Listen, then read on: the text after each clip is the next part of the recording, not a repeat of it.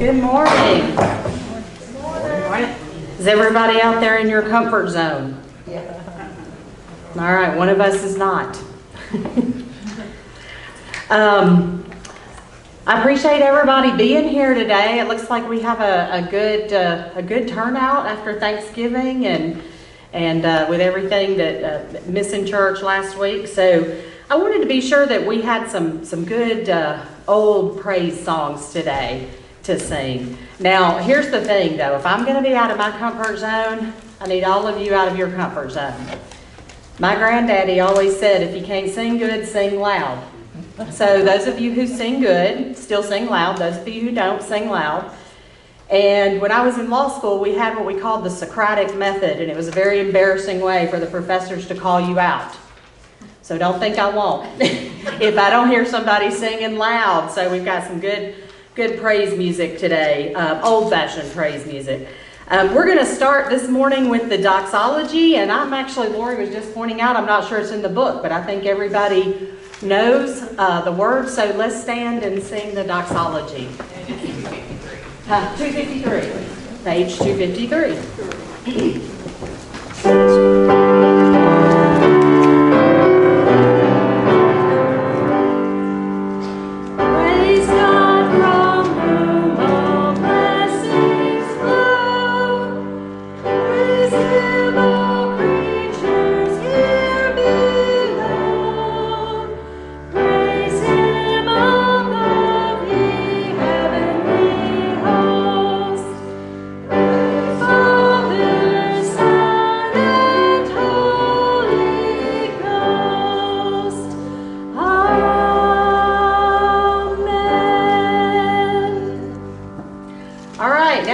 To the family of God. Let's just stay standing. Page 386.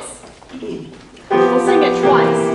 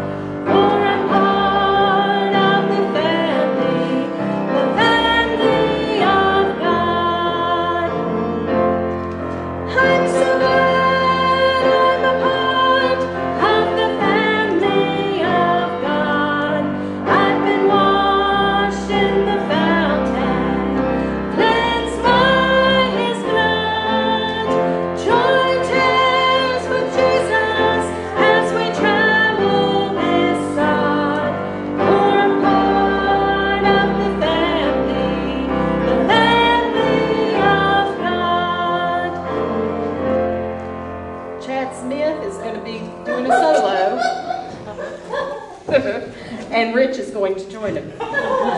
If y'all want to stay standing, stay standing. If you feel like you need to sit down, you can. Flip over to 227. Praise Him, and we're going to do the first and third verses of that. And I hope I haven't gotten it songs that are too high for everybody.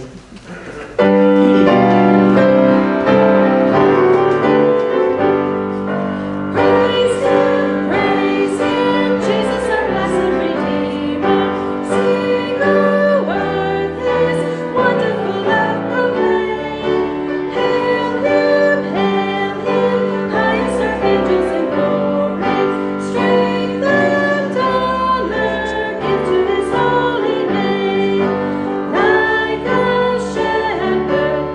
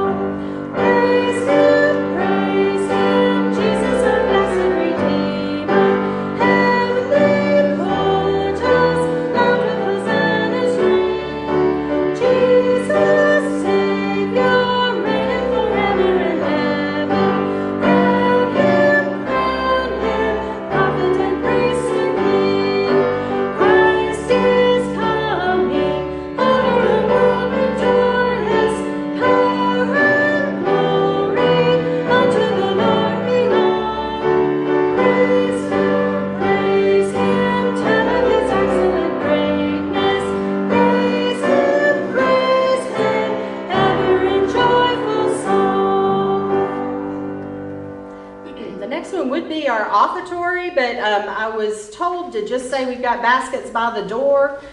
We've put a little bit of a reverse order on the service. I think Matthew's going to have some announcements here shortly. But flip over to 140. Everybody's still capable of standing? Okay, we'll stay standing. 140, we're going to do 1, 2, and 3 of Down at the Cross.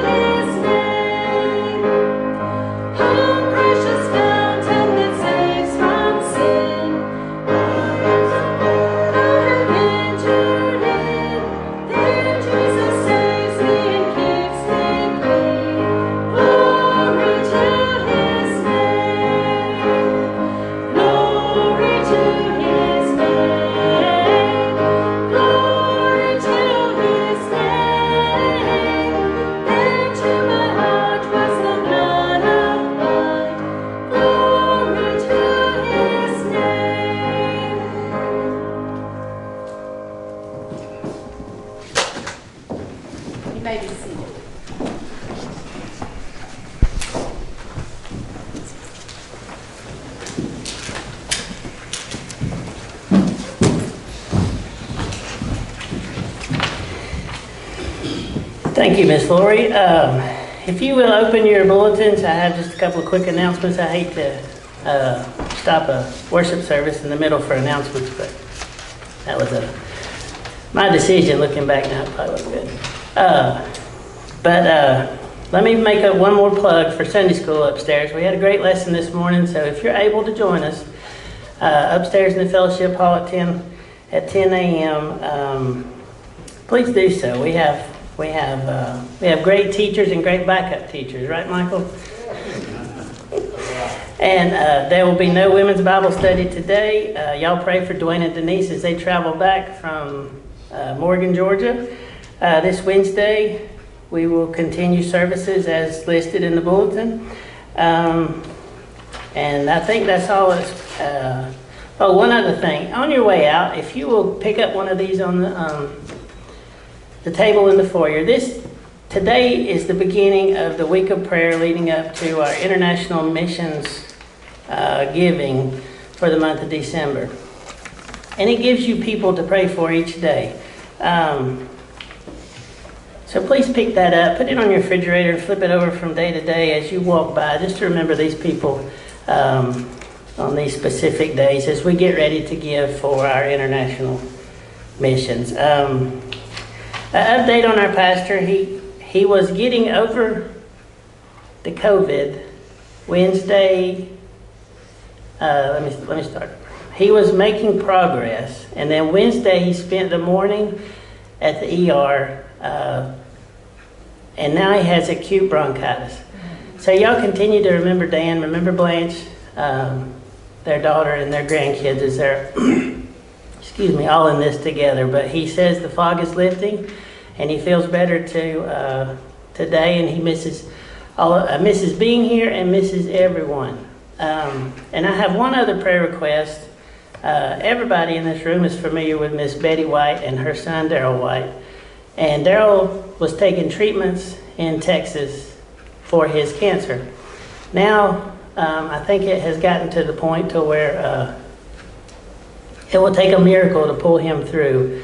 And now they are praying for that they can get the pain under control to where he can come back home and finish his time here on this side of heaven, here with his family. So y'all continue to pray for Teresa and Holly and his children. That was a sad update that we got yesterday, but I don't want to bring the service down, but we do serve a mighty Lord, and he still hears our prayers. So continue to lift him up for grace and peace for the whole family. And with that being said about Dan texted me Wednesday afternoon and said he couldn't make it to service on Sunday. And I said, okay, we will do our best to find somebody. So I contacted every person I could find because I really wasn't comfortable getting up here and preaching. So I exhausted all of my resources and I couldn't find anybody. And I'm not to say that I scraped the bottom of the barrel for you, sir. Might say that later. You and your wife made such an impression on my wife that I didn't ask her first. I should have asked her first. But she mentioned your name. I called you, and it was a wonderful conversation. I feel like I've known you forever. And I look forward to hearing your message. And with that, sir, I give you the microphone.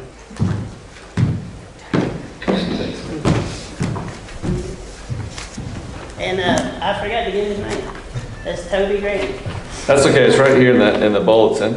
I'm glad to be here with y'all this morning. I tell you, I was praying for your pastor, Dr. Dan, and just thinking of all of these different things that have happened and all the craziness of dealing with this year. Did you guys see, I don't know if you saw on the sports pages, and I'm sorry to give a sports announcement because I know guys are like, yeah, I saw it. And ladies are kind of like, oh, please, not another football analogy. But did you see that there are 4 quarterbacks for the Denver Broncos today, and all of them are sick and out, and they're going to play a game without a quarterback? What a strange year we are in. I feel like I've been to this church before because I've passed it a million times. My wife and I, Toby Grady, my wife Katie and I have driven past Providence Baptist a billion times.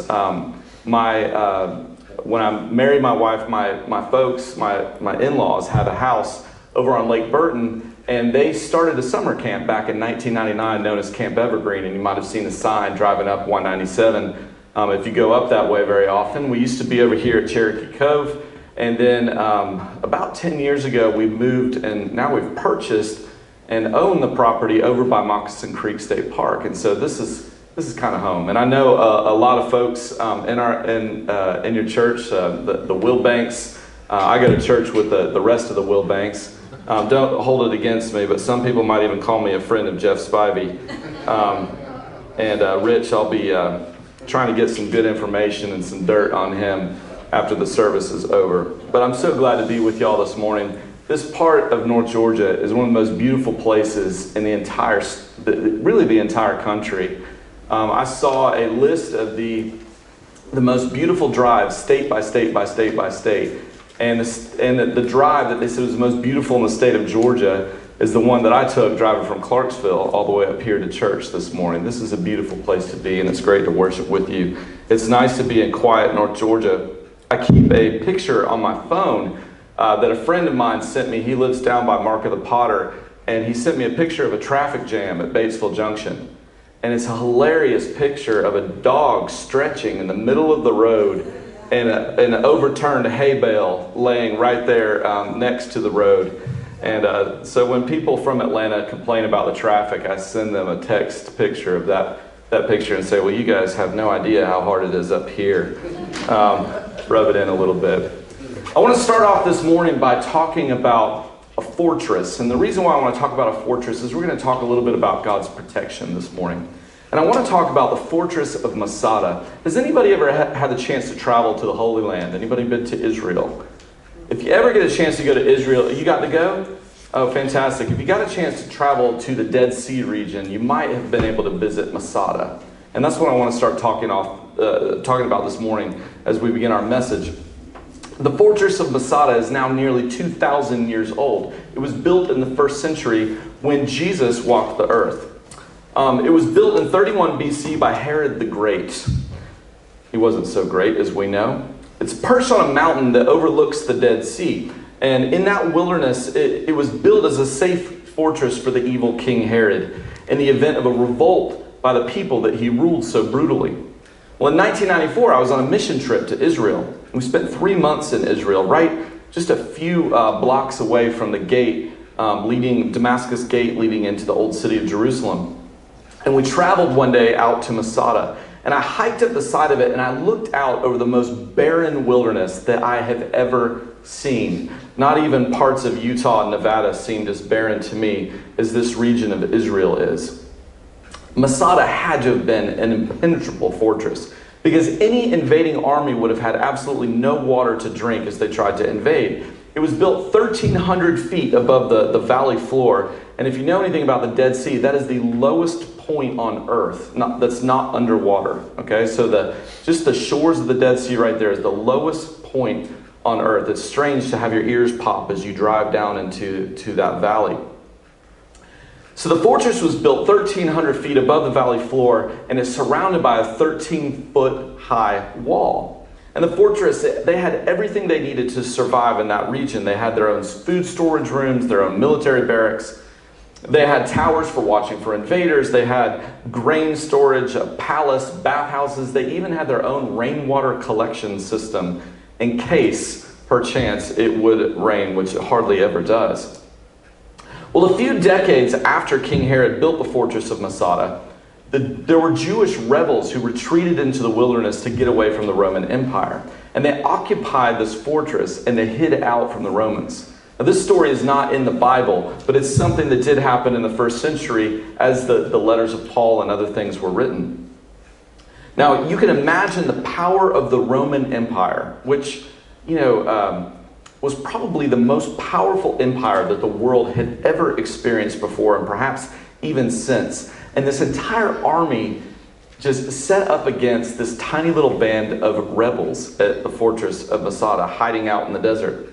There were less than 1,000 of the rebels, and there were 15,000 Roman soldiers sent to pursue them. Well, the rebels, they held out for 4 months at Masada. They ate all of the food in the food stores. They had all of the water reserves. They drank them all, and they watched as the Roman army built a siege tower and a battering ram. And if you're up there on top of Masada, you can look out over the mountain, and you can still see the encampment that the Roman soldiers made. It's still there. The Jewish rebels at last realized that they could not hold out forever, but they refused to be captured. And in an act of defiance, they appointed a few of their men to take the lives of every single one of the people in the fortress. And they defied the Roman Empire, even in death. It was so remote at Masada, and still pretty much is today, so completely surrounded by a barren wasteland, that it was not until the 1960s, almost 2,000 years later, that it was even excavated by archaeologists. And today, you can actually hike the path to the top. You gain 1,000 feet of elevation as you go. Don't wear Birkenstocks, as a friend of mine did. That is the biggest blister I've ever seen in my life.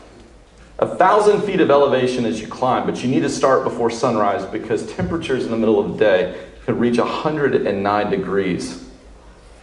Now, there's little doubt that this fortress, and we're using this as kind of an object lesson, there's little doubt that this fortress was safe and secure. Masada's desert surroundings, the 13-foot high wall, the 1,300 feet of elevation, the steep path from the valley floor, this assures us that that fortress was a safe place to be. That's why people build fortresses, isn't it? For protection. People build fortresses to guarantee that their walls are impregnable, that they are unassailable and well defended against any attack. And that's because we as human beings, we want to feel safe and secure. You know, as safe as that fortress was, and it was about as safe as it could possibly have been, there's nowhere safer or more secure than to be in the center of God's love. That's where I want us to reflect on being in the center of God's love today. We want to be safe and secure there. And today I want to share with you in this really tough year a story of God showing his protection to his people, and particularly to a single person. This morning I want to look at a story of God's protection from the life of Elijah. Now you might know probably from Sunday school that Elijah was the greatest of the Old Testament prophets and one of the most famous characters in the scripture. And he was a prophet at a time in the life of the nation of Israel when Israel really had turned away from God to serve false gods. Israel at the time was ruled by evil kings. None other so evil as the one who was in charge at the time of this story, King Ahab. King Ahab is probably the worst of all of the biblical kings who ruled over God's people. He and his wife Jezebel led the people of Israel into all kinds of evil practices. They worshiped the false god Baal, and these phony prophets of this false god Baal would lead the people of Israel into all kinds of horrible acts, including at times even human sacrifice, if you can imagine. Now you might remember the story that we're telling this morning comes right after a very, very famous story from the life of Elijah. You remember the story where Elijah is on Mount Carmel, and this is a mountain that's overlooking the ocean. I got to go there too, really beautiful place. And he called fire down upon the altar, right next to the altar of Baal, and the people, they moaned and they wailed and they tried to get Baal to answer, and nothing happened. But the fire comes down from heaven to Elijah's altar, and people saw that there is only one true God. One of the greatest miracles in the entire history of the nation of Israel. Well, we pick up the story that I'm about to tell you this morning just after that one. The showdown at Mount Carmel has just taken place, this great miracle. And the story that we're reading comes to us from 1 Kings chapter 19. So if you have a Bible there in front of you, I'm going to read from the New King James Bible. And we're going to start in chapter 19, starting in verse 1. And this is what it says. It says that King Ahab told Jezebel all that Elijah had done. In other words, what Elijah had done at Mount Carmel. Also, how Elijah had executed all the prophets of Baal with a sword. And then Jezebel sent a messenger to Elijah saying, "So let the gods do to me," she said, "and more also, if I do not make your life as the life of one of them by tomorrow about this time." She's threatening to kill the great prophet Elijah. And when Elijah, saw that, he arose and ran for his life and went to Beersheba, which belongs to Judah, and left his servant there. But he himself went a day's journey into the wilderness, and he came and he sat down under a broom tree. And he prayed that he might die and said, "It's enough. Now, Lord, take my life, for I am no better than my fathers."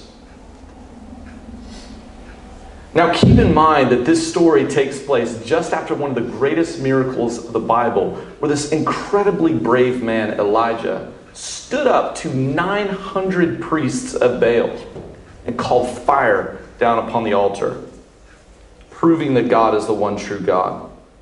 At Mount Carmel, Elijah showed remarkable strength and bravery, and he faced down the spiritual darkness of his day.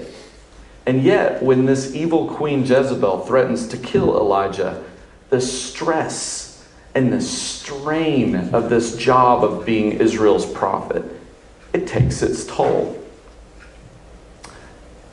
You know, when we see these pictures of biblical heroes in our children's storybooks and we draw and we color pictures of them, we think that they're profoundly different from us. But the truth is that biblical characters like Elijah were not superheroes. They were just normal human beings like you and me. They responded oftentimes in incredibly godly ways, sometimes not so godly, but incredibly godly ways to the events around them. You know, merely human biblical characters like Elijah, really in a lot of ways less amazing than we think they were. And all of us are capable of being a whole lot more amazing than we really think that we are. You know, just like you and me, Elijah had flaws. He was flawed. Just like you and me, Elijah was weak. And even though he had seen great things in his life, and even though he had done great things in his life, these threats of death from Queen Jezebel, they're too much. It's too much for him. He's depressed. And he's full of despair, and he's tired, and he doesn't feel like going on. And he travels to a small town. He leaves behind his servant, his only companion, and he wanders off into a wilderness, not a whole lot different than the one that I was describing where Masada is. He finds shelter under this measly little broom tree. Call it a broom tree because you take the branches off and sweep the floor with it. Under a measly little broom tree, and he prays to God that God would take his life. In a way, you know, Elijah would prefer not to see how all of this plays out. And it plays out differently than he thinks it will. But rather than die at the hands of Jezebel later in his fear, he'd rather just die now, under that broom tree, all by himself. In other words, Elijah the prophet felt like giving up. You ever feel that way? I think sometimes we're afraid to say so as Christians, that we feel like giving up sometimes, because it doesn't sound like a faithful thing to say. But we can be honest about how we feel. Even though good things have happened to us, and sometimes have even happened through us, sometimes even recently. Think about Elijah. Life just sometimes seems way too much, doesn't it? You know, this is a tough year, 2020. I don't have to tell you that. I know what I've been through is tough, and I've had it easy compared to some of my friends and my family members. I don't know how it's gone for y'all, but it's not been easy for anybody. For some of those among us, our friends and our family, it's been even profoundly worse than what everybody else is experiencing. And I think of the people who've gone through such great trials this year. Maybe your family has. Maybe you've had someone in your family lose a job. Maybe lose a business. Or even worse, lose someone you love. Maybe you felt all alone because somebody close to you has moved away to a new town, or you've started a new job and you feel all alone. Maybe you've been betrayed by friends and family, even though you did nothing wrong. And you feel down like Elijah does, and you feel alone and you're about to give up. And if so, I've got good news for you this morning. Because when you feel like you're about to give up, like Elijah did, God is with you. That's the main point, or half of the main point, rather, of our story this morning. If you're one of those who likes to take notes, this is what I would tell you to write down, is that God is with us when we're about to give up. We're going to circle back around to that point over and over and over again this morning. God is with us when we're about to give up. How do we see this in the life of Elijah? Well, I'll tell you. I want you to imagine this. This is a great miracle that God does for one single person. 1 Kings chapter 19, verse 5. As Elijah lay and slept under the broom tree, suddenly an angel touched him and said to him, "Arise and eat." And then he looked, and there by his head was a cake baked on hot coals and a jar of water. And so he ate and he drank and he lay down again. I saw a travel documentary recently in this part of the world. I believe that it was on an island off the coast of Yemen or Saudi Arabia, somewhere in the Arabian Sea. And it showed a woman baking bread, and I'd never seen this method before, even though I got to travel to the Middle East. She created, a big piece of dough of oil, water, eggs, flour, right? Mixes it all together, and she spreads it out thin. And she had prepared a fire, and the fire had burned down. It's just hot coals. And she threw the dough directly onto the fire. Never seen this before. Directly onto the fire. It bakes right in the coals, and she skillfully flips it back over and lays it again directly onto the hot coals. And when it's done, she pulls it off and she scrapes the coals off. And this is the kind of bread that they're talking about in this story. Magically, not magic, but a miracle. Bread and water right there in front of Elijah. Now, Elijah, again, he thought he was completely alone. That's why he went out there. He went out into this wilderness to die. That's what he wanted. He was completely alone, or so he thought, isolated from human contact, like many people are today. And not even just because of the coronavirus pandemic. This is a lonely age that we live in. If any of you have traveled to other countries, you'll notice in most other countries, I think maybe even every other country I've ever been to, except maybe a few in Northern Europe, every country I've been to has a stronger and closer knit community life than America seems to have in this day and age. There's a lot of different factors. We tend to spend a lot of time inside our house with the doors shut, TV on, and the air conditioning. We drive to places that we go. We don't walk or live close to one another. What you guys have here at Providence Baptist in this area of North Georgia, we have a much closer sense of community than they have in many other places in the country. But still, we are a lonely culture. A lot of people feel alone. Sometimes we want to be left alone, though. Sometimes in the toughest moment of our greatest darkness, we prefer to be alone. Many depressed people in an advanced state of depression would prefer to be left alone. But you can't do that. You can't isolate yourself when you're down and when you're depressed. And even though life gets so bad to the point that we feel like giving up and we even wish that our life was over, God is with us. God won't give us death that we ask for. Think about this story. Instead of giving Elijah death, he makes him a meal. I love this story. Elijah wakes up to food baked on a hot stone right next to him with a jar of water to drink. I think of a story that a friend told me. I used to do campus ministry at Appalachian State. Got Appalachian State. Yeah, there you go. Congratulations on the game yesterday. Yeah. But I used to do campus ministry up there. And one of my students, who's now in his 30s, a couple of years ago, he thru-hiked the Appalachian Trail.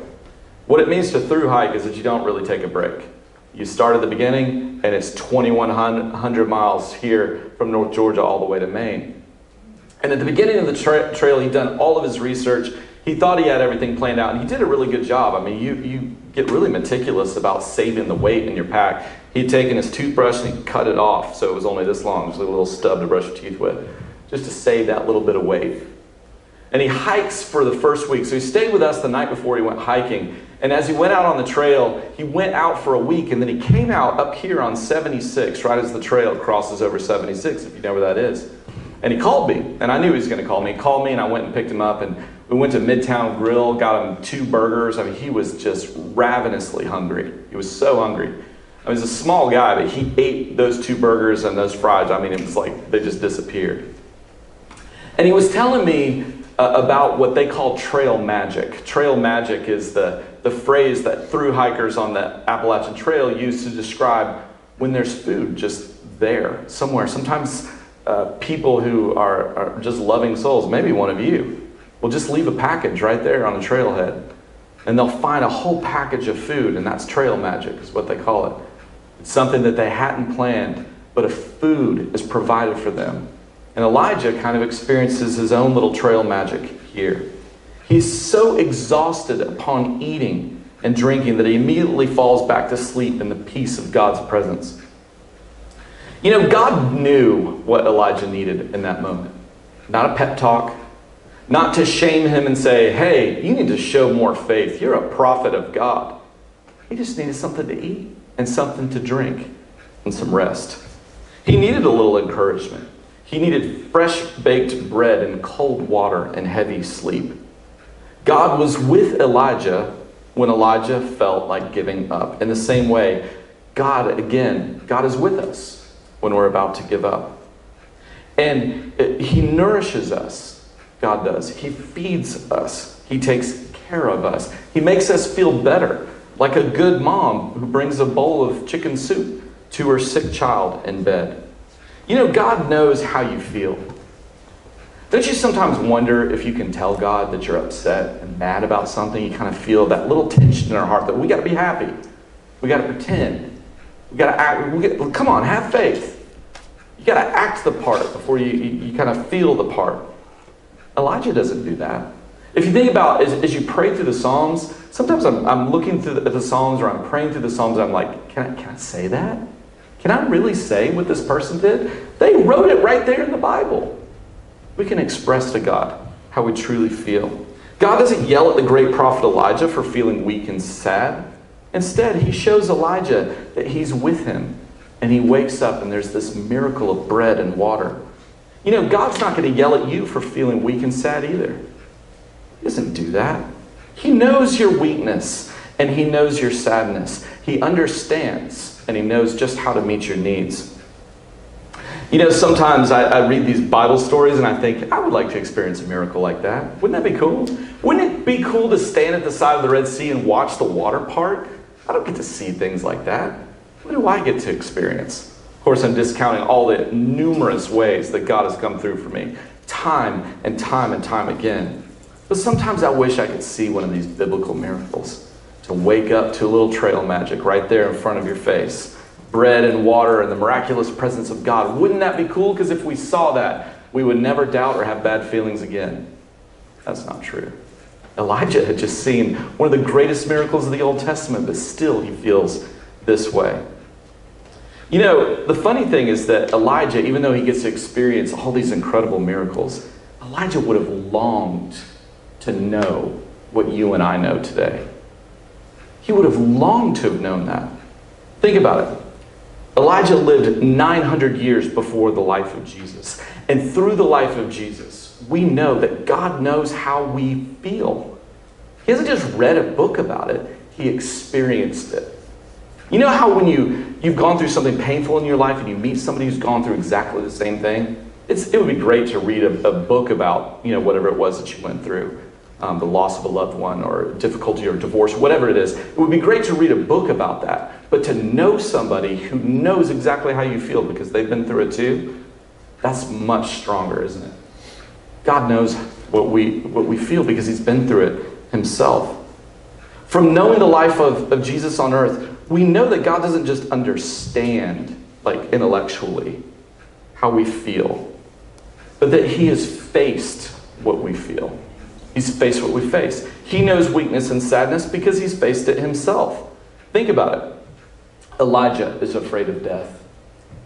Many of us have felt that fear of death, either our fear of our own death or the fear of the death of somebody that we love. Jesus knows what it's like to fear death as well in the Garden of Gethsemane. Or think about Elijah was hungry, right? He was hungry. Sometimes you and I feel hungry. You might be thinking about that buffet, right? Over there in White County, that wonderful place. Right about now is where we start to think about that. We know how it feels to be hungry. Jesus in his temptation in the wilderness, he knew what it meant to feel hungry. Elijah felt thirsty. You and I know what it's like to feel thirsty. Jesus knew what it was like to feel thirsty. He experienced that on the cross. God knows our human weakness and sadness because Jesus, God the Son, experienced human weakness and sadness. God is with us when we're about to give up.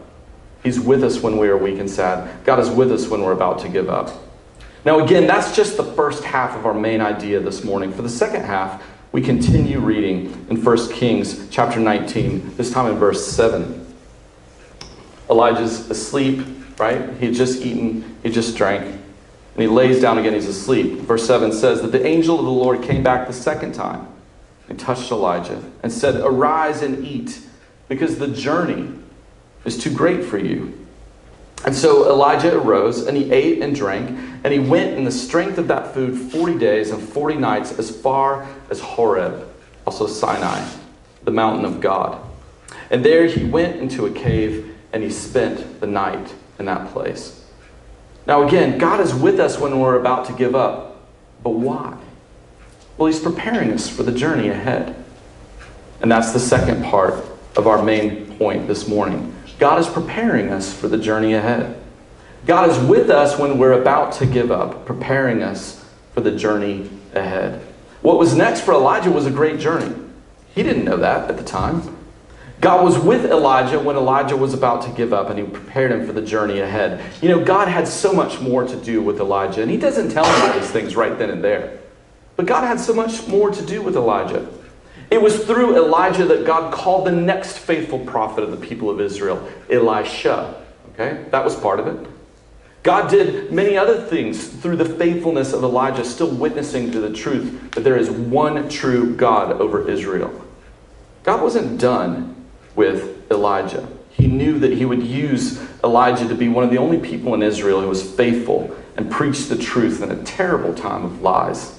God wasn't done with Elijah, who was the greatest of all of the Old Testament prophets. He was there with Elijah when he was about to give up because he had a journey ahead of him.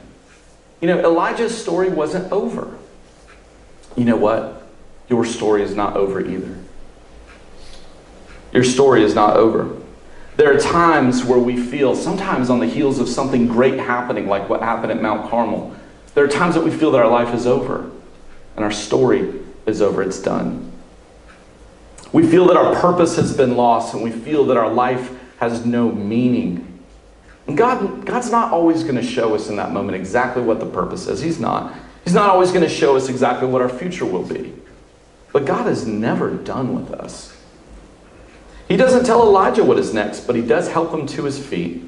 And he helps him to travel to Mount Sinai, where God had spoken to the Israelites in the wilderness, and where God had spoken to Moses at the burning bush many years before. God was with Elijah when he was about to give up, preparing Elijah for the journey ahead. In the same way, God is with us when we're about to give up, preparing us for the journey ahead. You know, it's okay to feel weak. It's okay to feel sad. Elijah did. Jesus did. Jesus wept, right? We know that, shortest verse of the Bible. It's okay to feel weak and sad. It's okay to feel down about losing a job or a business, as many people have this year. It's okay to hurt over losing a loved one, as many of us have experienced. It's okay to feel alone when somebody close to us moves away, or perhaps when we move ourselves. It's okay to feel bad when we are betrayed and left feeling alone. But it's not over. Our story is not over. God has so much for us in our life still to come. He's with us when we're about to give up, preparing us for the journey ahead. You feel alone? You're not. You're not alone. God is there, looking after you and after your needs, just like he did when he prepared this meal in the wilderness for his weary prophet under the solitary broom tree. God is with you. God loves you. You know, there's nowhere safer, nowhere more secure than to be in the center of God's love and protection, and that's exactly where we want to be. There's no place we would rather be than safe and secure in God's love, safe and secure with this God who is with us when we're about to give up, preparing us for the journey ahead. This morning, as we close with a song, I want to invite you to one of two things. One is perhaps to reflection. Let's reflect on this. You don't really want to be alone, do you? You're not alone. It's not over. God still has a plan for your life. If that's where you are right now, I invite you to reflection on what God is saying to us through this word. The second thing might be for those of us who do not have a relationship with Christ here this morning, but want to, I invite you to salvation. I invite you to come and know and experience the forgiveness that comes with a relationship with this God who knows how you feel and who says that your story is not over yet either. I want to invite Miss Lori to come up and lead us in a final song as we reflect on these things.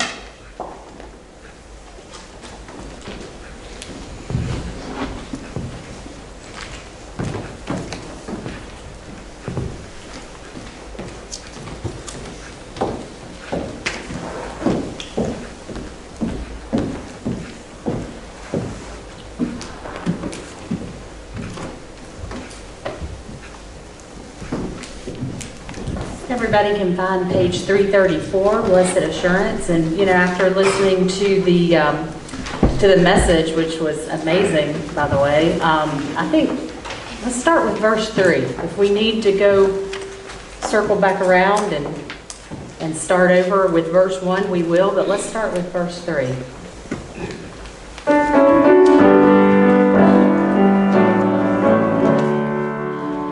Perfect submission, all is at rest.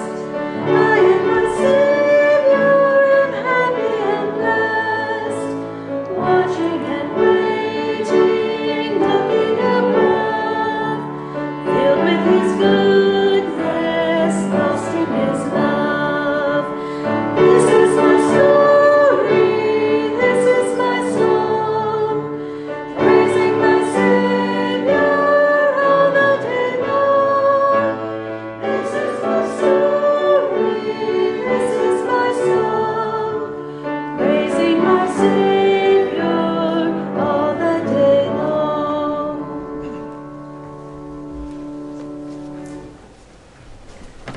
Thank you, sir. That was wonderful. I don't have anything else to announce. Just remember our pastor and Brother Darrell White in prayer. And